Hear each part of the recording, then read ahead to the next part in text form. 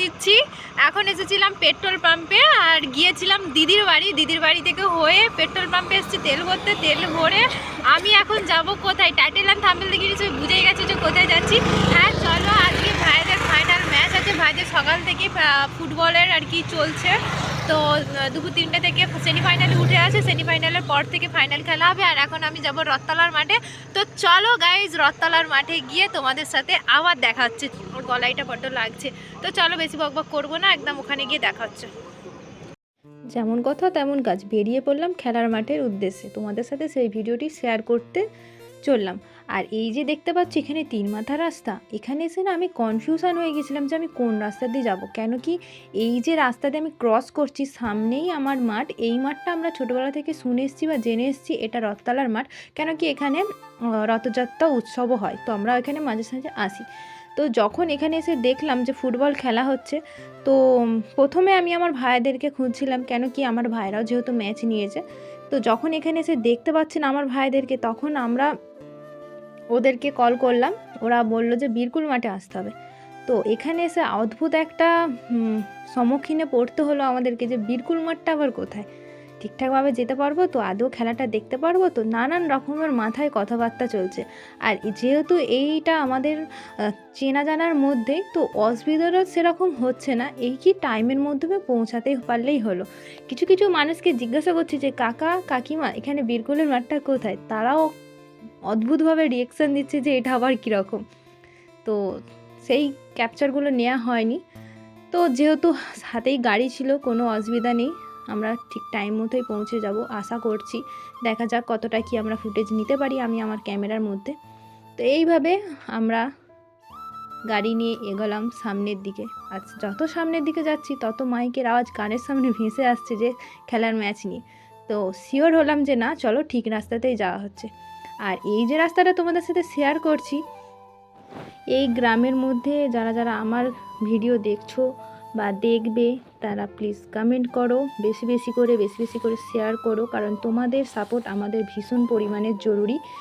আর একটা কথা তোমাদেরকে না বললেই নয়, যেটা স্কিপ করে গিয়েছি আমি, যে আমরা যেহেতু এই রাস্তা দিয়ে ছোটোবেলায় অনেক সময় যাতায়াত করতাম, তো অনেক দিন না আসার কারণে আমাদের একটু চিনতে অসুবিধা হচ্ছে, সেটা বড় কথা নয়। তার জন্য তো অনেক মানুষের হেল্প নিচ্ছি। তো তাদের রিয়াকশানটা একটাই অদ্ভুত, কি আমরা ক্যামেরা নিয়ে ওদের সামনে জিজ্ঞাসা করছি, সেটাতেই ওদের কাছে একটা অদ্ভুত রকম লাগছে। আর এই রকম কথা বলতে বলতে আমরা চলে এলাম খেলার মাঠে। এখানে এসে আমরা শিওর হলাম যে হ্যাঁ, এটাই বীরকুল মাঠ, এখানেই খেলা হচ্ছে।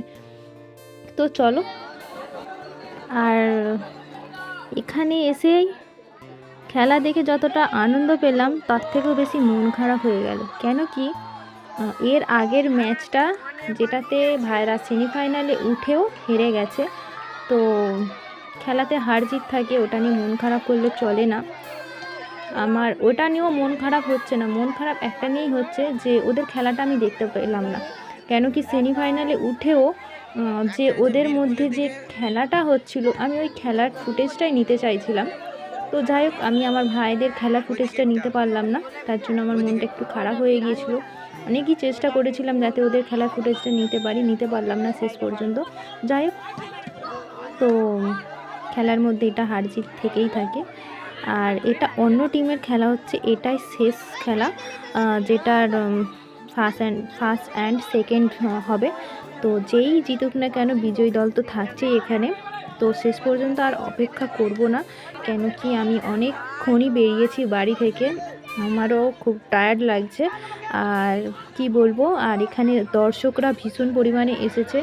নেক্সট টাইম এই মাঠে যদি কোনো দিনও ম্যাচ নেই, তাহলে আমি অবশ্যই তোমাদের সাথে আবার ভিডিওটি শুরু থেকে এন্ড অবধি যতটা পারি দেখাবার চেষ্টা করব। আর সত্যি কথা বলতে স্কুল মাঠের সামনে যে এরকম একটা দৃশ্য খুবই অসাধারণ। তো তোমাদেরকে তো আগেই বললাম শুরুতেই যে আমরা গিয়েছিলাম দিদির বাড়ি। তো সকালেই জানতে পেরেছি যে ওদের এই মাঠে ম্যাচ আছে।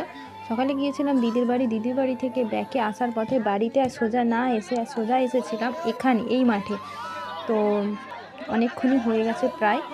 আমিও খুবই ক্লান্ত, সেই কারণে আর বেশিক্ষণ এখানে থাকবো না। আর তোমাদেরকে তো দেখিয়ে দিলাম এই মাঠটা ছোট হতে পারে, ছোটদের খেলা হতে পারে, কিন্তু দর্শকদের কোনো কম নেই, এখানে দর্শক অনেক রয়েছে। আশেপাশে মা কাকিমারা, ভাই বোনেরা, দাদা দিদিরা, এখানে অনেক পরিমাণে গুরুজনও রয়েছে যারা পাশ থেকে ভিডিওগুলো দেখছে আর এনজয় করছে। তো চলো, আমিও এনজয় করলাম এদের ভিডিও দেখে, আর তোমাদেরকেও দেখালাম ভিডিওর মাধ্যমে। তোমরাও দেখো, তোমরাও এনজয় করো। আর ভাইরা এখানে থাকবে, আমি বোন চলে যাব।